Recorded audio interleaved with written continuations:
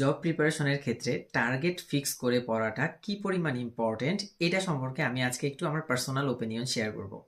আমরা যখন প্রিপারেশন শুরু করি বেশিরভাগ ক্ষেত্রেই বিভিন্ন ক্যাডার হয়েছেন এমন ভাই বোনদের আমরা যে মোটিভেশনাল স্পিচগুলো আছে এগুলো শুনি। অ্যান্ড ওনাদেরকে অনেক সময় আমরা শুনতে বলতে শুনি যে যখন আমরা প্রিপারেশন নেব তখন আমরা কি কি করব বা একদিনে কি কি পড়বো এটার একটা টার্গেট ফিক্স করে নেওয়াটা খুবই জরুরি। সেম ওয়েতে আমিও বলতে চাই যে নিজের ব্রেনকে বিশ্বাস করার চেয়ে এক টুকরা কাগজকে প্ল্যানিং এর ক্ষেত্রে বিশ্বাস করাটা বেশি ইফেক্টিভ। কেন এই কথাটা আমি বললাম? আমরা যখন জব প্রিপারেশন নেই বেশিরভাগ ক্ষেত্রেই কি হয়, সাধারণ জ্ঞানের যে টপিকগুলো রয়েছে বিশেষ করে বাংলাদেশ অ্যাফেয়ার্স, ইন্টারন্যাশনাল অ্যাফেয়ার্স, তারপরে হচ্ছে ভূগোল, নৈতিকতা, সুশাসন, এই জিনিসগুলো পড়তে মোটামুটিভাবে আমাদের মজা লাগে। মজা লাগে কেন? কারণ এই জিনিসগুলোকে ব্রেনের প্রেশার কম। সো আমরা স্বভাবতই, আমার মনে হয় আপনারা আমার সাথে একমত হবেন, প্রিপারেশনের ক্ষেত্রে আমরা মনে হয় সবচেয়ে বেশি টাইম দেই বাংলাদেশ অ্যাফেয়ার্স সাবজেক্টটাকে। কারণ এই টপিকগুলো পড়তে মজার এবং নতুন নতুন অনেক কিছু জানা যায়। এবং প্রিপারেশনের সবচেয়ে বেশি অনীহা কাজ করে আমাদের ম্যাথ এবং ইংলিশ, এই দুইটা সাবজেক্টে।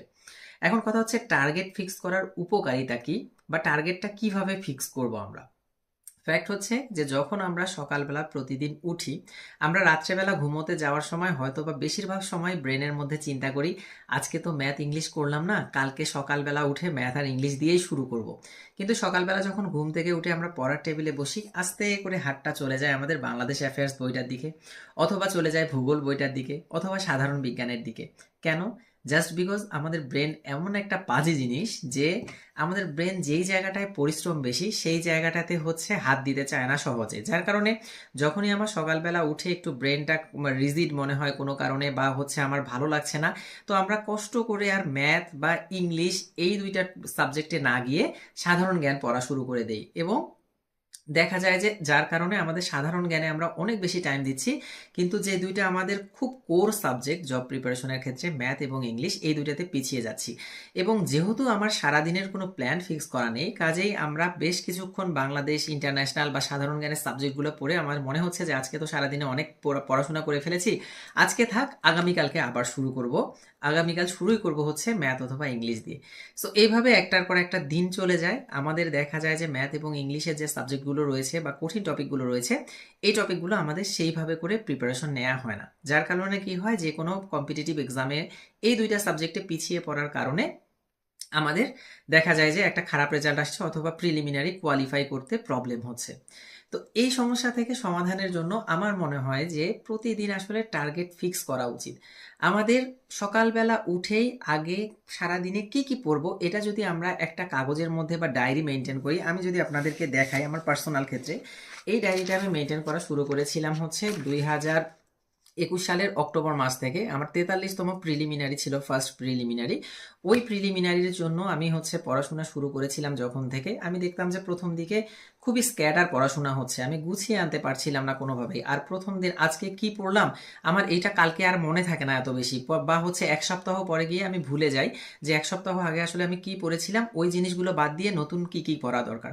তারপরে আমি এই ডায়েরিটা মেনটেন করা শুরু করি। এই ডায়েরিটার মধ্যে আমার প্রত্যেকটা দিনের এখানে হিসাবগুলো লেখা আছে, ডে 1 2 3 4, এই যে তারিখ দেয়া দেয়া এরকম ভাবে লেখা রয়েছে।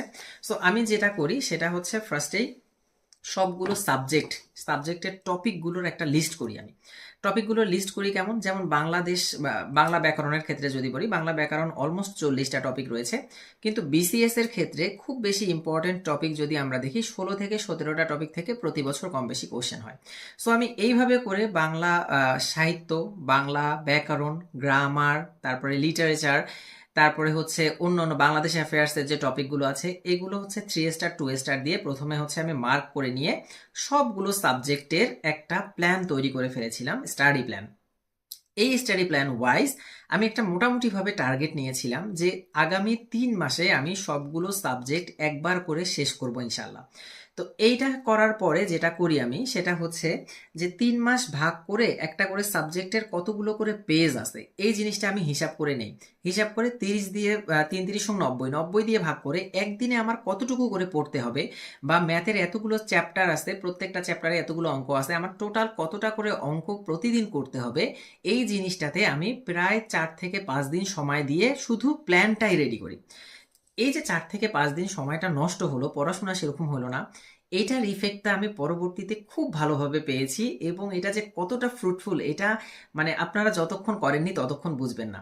এটা করে ফেলার পরে যেটা হয়েছে সেটা হচ্ছে আমি তারপরে ডে 1 থেকে লেখা শুরু করলাম যে আজকের তারিখ এত, আমি এই যে ভাগ করে নিয়েছিলাম আমার আজকের দিনে বাংলা ব্যাকরণ আমি এতটুকু পড়বো, ইংলিশ গ্রামার এতটুকু পড়বো, ম্যাথ এই কয়েকটা অঙ্ক করব, বাংলাদেশ অ্যাফেয়ার্সের একটা অধ্যায়ের এতগুলো পেজ পড়বো।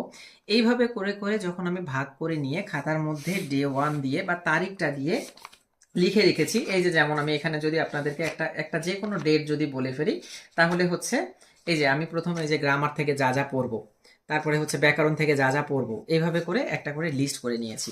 লিস্ট করে নেওয়ার পরে তারপরে প্রতিদিন কতটুকু পড়বো, যেমন এই যে 3-3-2022, তার মানে 2022 সালে 3 মার্চ এখানে আমি লিখেছিলাম সংবিধান সপ্তম ভাগ নির্বাচন বাংলাদেশ অ্যাফেয়ার্সের, grammar idiom plus parts of speech পড়বো। এরপরে হচ্ছে ম্যাথ করব, সম্ভাব্যতা শুরু করব লিখে রেখেছিলাম মানে যতটুকু করা যায়। এরপরে সাহিত্য এমসিকিউ পড়বো, হয়তোবা এর আগের দিনে কোনো আমার সাহিত্যের স্পেসিফিক কিছু কবি দেওয়া ছিল, এরপরে এমসিকিউ পড়বো। এরপরে translation Bangla to English, English to Bangla, সম্ভবত এটা রিটেনের আমার ছিল। এরপরে হচ্ছে প্যাসেজ একটা, আর হচ্ছে সায়েন্সের কম্পিউটার পার্টটা শুরু করব। আর এপাশে লিখে রেখেছিলাম লাইব্রেরি ওয়ার্ক, মানে ওই সময়টা 44-এর আগে আমি কিছু সময়, এটা সম্ভবত 44 রিটেনের আগের আমার, এই জন্য হচ্ছে রিটেনের ইয়েগুলো লেখা। তো এইভাবে করে পুরো দিনের আমি টার্গেটটা ফিক্সড করে নিয়েছিলাম। এবার সকালবেলা উঠে আমার বাংলাদেশ অ্যাফেয়ার্সই পড়ি আর ইংলিশ পড়ি আর ম্যাথ করি, যেটাই করি না কেন সেটা আমি করার পরে প্রথমে একটা টপিক শেষ হয় আমি টিক দিয়ে রাখি, আরেকটা টপিক শেষ হয় টিক দিয়ে রাখি। কোনো কারণে সাপোজ আমি আজকের দিনটায় ম্যাথ বা ইংলিশ ফাঁকিবাজি করার চেষ্টা করছি, সাধারণ জ্ঞানগুলো আগে পড়ে ফেলেছি। তারপরে আমি যখন বিকেলবেলা একবার ডায়েরিটার দিকে তাকাই তখন আমি দেখি আসলে আমার তো সাধারণ জ্ঞানের পার্টটা পড়া শেষ, আমার ইংলিশ আর ম্যাথটাই বাকি আছে। অর্থাৎ এখন আমার কিচ্ছু করার নেই, আমার ম্যাথ আর ইংলিশ পার্টটা করতেই হবে, আজকে যেভাবে হোক না কেন প্র্যাকটিস করতে হবে। সো এইটা যখন আমি করতে গেলাম তখন দেখা যাচ্ছে যে প্রত্যেকটা সাবজেক্টই সমানভাবে প্রতিদিন পড়া হচ্ছে এবং কোনো সাবজেক্ট আমার ব্রেন চাওয়ার পরেও কোনো সাবজেক্ট ফাঁকি দেওয়ার কোনো অপশন থাকছে না। দ্বিতীয় আরেকটা কথা, যারা নতুন একদম প্রিপারেশন নেই আমরা, আমাদের মনে হয় যে আসলে দিনে কত ঘন্টা পড়াশোনা করা উচিত বা হচ্ছে সিনিয়ররা কত ঘন্টা পড়েছে, আমি কি করব, আমার ব্রেনের অ্যাবিলিটি অনুযায়ী কি করা উচিত, এরকম টার্গেট যদি একটা ফিক্স থাকে আমার এবং টাইম যদি আমরা বেঁধে নেই 3 মাসে শেষ করব বা 2 মাসে শেষ করব, তাহলে আমার কত ঘন্টা পড়তে হবে এটা আর স্পেসিফিকভাবে আমার মাথায় আনার দরকার নাই, কারণ এই টার্গেট যতক্ষণ আমার শেষ হবে না ততক্ষণ পর্যন্ত আমার পড়ে যাইতেই হবে। এখন এটা পড়ার জন্য আজকে যদি 8 ঘন্টায় বা 7 ঘন্টায় শেষ হয়ে যায় 7 ঘন্টা, যদি আমার 12 থেকে 13 ঘন্টা লাগে তাহলে 12 থেকে 13 ঘন্টায়। সো এইভাবে করে যদি আমরা প্রতিদিন সকালবেলা করে উঠে এই টার্গেটগুলো ফিক্স করে ফেলি এবং যে আমাদের টিএম পার্টগুলো আছে, আমি যেটা বলে ঠাডা মুখস্থ বা টানা মুখস্থ পার্টগুলো, যেমন বাংলা ব্যাকরণের ক্ষেত্রে বাগধারা, এক কথায় প্রকাশ, সমার্থক শব্দ, বিপরীত শব্দ, পারিভাষিক শব্দ, ইংলিশ গ্রামারের ক্ষেত্রে হচ্ছে সিনোনিম, অ্যান্টোনিম, তারপরে হচ্ছে ওয়ান অর সাবস্টিটিউশন, এই জায়গাগুলো যেগুলো আছে প্রিভিয়াস ইয়ার বেস্ট যদি একটু লিখে ফেলা যায় যে আজকে এত থেকে এত পেজ পড়বো সকালবেলা উঠেই, তাহলে ওই জিনিসগুলোও আর হচ্ছে মিস হয় না। তো যার কারণে হয় কি যে আমাদের ব্রেনের মধ্যে রাত্রেবেলা অনেক কিছু চিন্তা করে শুই, সকালে উঠে অনেক সাবজেক্ট মিস হয়ে যায়, কিন্তু লেখা থাকার ফলে আমার এই সাবজেক্টগুলো মিস হওয়ার আর কোনো মানে পসিবিলিটি থাকে না। উল্টো যতক্ষণ পর্যন্ত না সবগুলো টপিক আমার টাচ করা হচ্ছে বা এখানকার মধ্যে একটা একটা করে শেষ হচ্ছে আর আমি টিক চিহ্ন দিচ্ছি, ততক্ষণ পর্যন্ত কিন্তু আমার স্যাটিসফ্যাকশন আসছে না। আর আলটিমেটলি যখন সারাদিন শেষে এই সাবজেক্টগুলো সবগুলোতে একটা একটা করে টিক পড়ে যাবে, তখন আমি বুঝবো যে আজকে আমি আসলেই একটা ভালো সময় বা ভালো একটা দিন অতিক্রম করলাম আমার পড়াশোনা দিয়ে। আমি হচ্ছে এটা 43 থেকে মেনটেন করা শুরু করেছিলাম, আমি 43 ভাইবা দিয়েছিলাম, কিন্তু আমার টেকনিক্যাল ক্যাডার নাই, আর হচ্ছে 43 আমার ফার্স্ট বিসিএস ছিল, তেমন কিছু বুঝে উঠতে পারিনি। সো 43-এ আমি ভাইবা দেওয়ার পরেও কিছু আসেনি, 44-এ ভাইবা দিছি, আমি ফল প্রার্থী, আমি জানি না আল্লাহর রহমতে কি হবে, আল্লাহ ভাগ্যে রাখলে হয়তো বা দোয়া করবেন আমার জন্য, ভাগ্যে রাখলে ভালো কিছু হতে পারে। 45তম রিটেন দিয়েছি, 46 প্রিলিমিনারি আমি অ্যাটেন্ড করতে পারিনি, একটু দেরি করে গিয়েছিলাম জন্য। আর আমি বর্তমানে হচ্ছে প্রাইমারি স্কুলের অ্যাসিস্ট্যান্ট টিচার হিসাবে রয়েছি। সো আমার মনে হলো যে টার্গেট ফিক্স করার ব্যাপারটা নিয়ে আপনারা অনেকে কনফিউজ ছিলেন, বা টার্গেট ফিক্স আসলে কতটুকু ইফেক্টিভ এটা নিয়ে আপনারা একটু কনফিউশনে ছিলেন। আমি যদিও খুব অগোছালোভাবে কথাগুলো বললাম, তবে আমার মনে হয় যে আমি আপনাকে কনসেপ্টটা ধরিয়ে দিতে পেরেছি যে আসলে টার্গেট ফিক্সড করে যদি আপনারা পড়েন তাহলে আসলেই খুব বেশি ইফেক্টিভ ওয়েতে পড়াশোনাগুলো তাড়াতাড়ি শেষ হয় এবং আপনি বারবার রিপিটেড পড়া পড়বেন না। এমন হচ্ছে না যে এক সপ্তাহ আগে আপনি যেটা পড়ছেন এক সপ্তাহ পরে ভুলে গিয়ে আবার সেই জিনিসটাই পড়ছেন, বরং কি হচ্ছে, বরং হচ্ছে যে আমরা এক সপ্তাহ আগে যেটা পড়েছি সেটা আমার ডায়েরিতে লেখা থাকছে, আমি নতুন নতুন পড়াগুলো পড়ে পড়ে শেষ করতে পারছি। এতে করে আপনি খুব ইফেক্টিভ ওয়েতে পুরো সিলেবাসটা কভার করতে পারছেন। এই জন্যই টার্গেট ফিক্সড করার জন্য বা যে প্ল্যানিংটা আছে আমাদের, এই প্ল্যানিংটার জন্য যদি আমাদের অ্যাটলিস্ট 5 থেকে 6 দিন 7 দিনও সময় দিতে হয়, এই 7 দিনটাকে আপনারা ওয়েস্ট ভাববেন না যে 7 দিনে কিছু পড়াশোনা করলাম না, শুধু এগুলো আমাদের ফিক্স করতেই গেল। এই 7 দিন আপনারা সময় দিয়ে জাস্ট আপনার প্ল্যানিং করেন। প্ল্যানিংটা যদি একবার প্রপার হয়ে যায়, এরপরে দেখবেন যে পড়াশোনাটা অনেকটাই গুছানো হয়ে গেছে এবং ইফেক্টিভ ওয়েতে শেষ হচ্ছে।